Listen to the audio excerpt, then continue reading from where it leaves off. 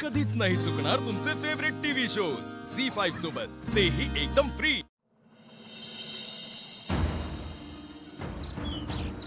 मी sorry वहिनी। शिवानी, तुला कळत नाही का कधी काय बोलायचं ते? नाही, त्यांची काही चूक नाहीये, त्या बरोबर म्हणतायत। त्यांना बाळासाठी वाईट वाटतंय आणि मलाही म्हणूनच वाटतंय। वहिनी, सांगा तुम्ही कसं करायचं? भाऊजी, मला एकदा घडी व्यवस्थित करायची, फक्त आमच्या बाळासाठी।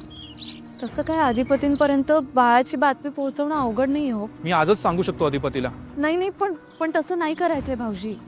मला आधी सगळं नीट व्हायला हवंय, आमच्यात सगळे गैरसमज दूर व्हायला हवेत आणि त्याला फार वेळ नाही लागणार।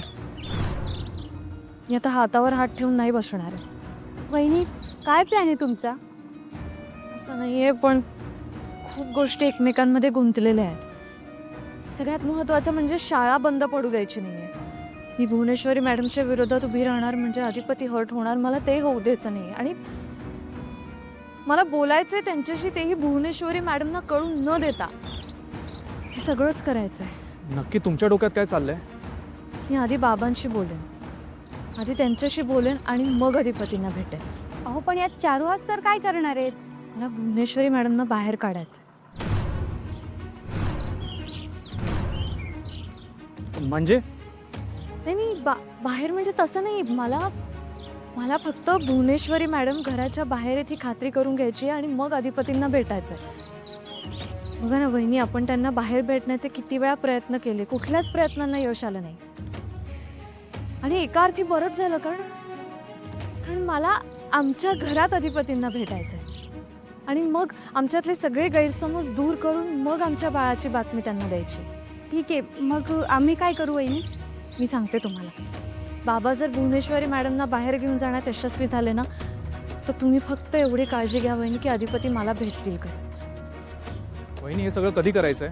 मी फोन करते बाबांना, शाळेतून निघाल्यापासून फोन करते, पण ते उचलतच नाही आहेत। मी बोलेन लवकरात लवकर त्यांच्याशी आणि मग आपण हे सगळं करूया। वहिनी, तुम्ही फक्त सांगा, आम्ही आहोत तुमच्यासोबत। तुम्ही दोघं एकत्र येणं महत्त्वाचं आहे आमच्यासाठी।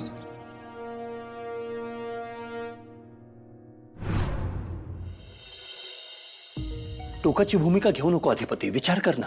अरे टोकाची भूमिका मी नाही, तुम्ही घ्यायला लागलाय। उगाच काहीतरी तुम्ही गाजर दाखवू नका परत आई साहेबांनी आशेला लावू नका। तुमच्या सुनबाई काय परत घरला येणार नाही आहेत आणि त्या घरला येणार नाहीत, मग परत खेळ खंडोबा होणार सगळा। तुम्ही आई साहेबांच्या भावनांशी परत एकदा खेळू नका, मी तुमच्या पाया पडतो। हे करू नका, बास करा। आमचं अख्खं लहानपण गेले आई साहेबांनी रडताना बघत। मला परत हे नको आहे। त्यांच्यामुळे तुमच्या डोळ्यात पाणी आलेलं मला चालणार नाही बघा आई साहेब। यो खेळ करू नका तुम्ही चारोसरीशी, ऐका माझं।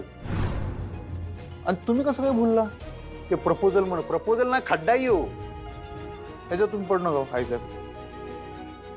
बस झालं, खड्डा येऊ लय मोठा, या खड्ड्यात मी तुम्हाला पडू देणार नाही। चुका दुरुस्त करणार काय, कुठलं काय काय काय नाही, याच्यात तुम्ही काय पडू नका, ऐका माझं।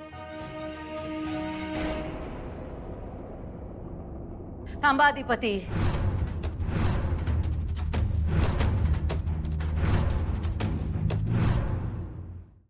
झी5 ॲप डाउनलोड करा आणि पहा सर्व एपिसोड्स एकदम फ्री।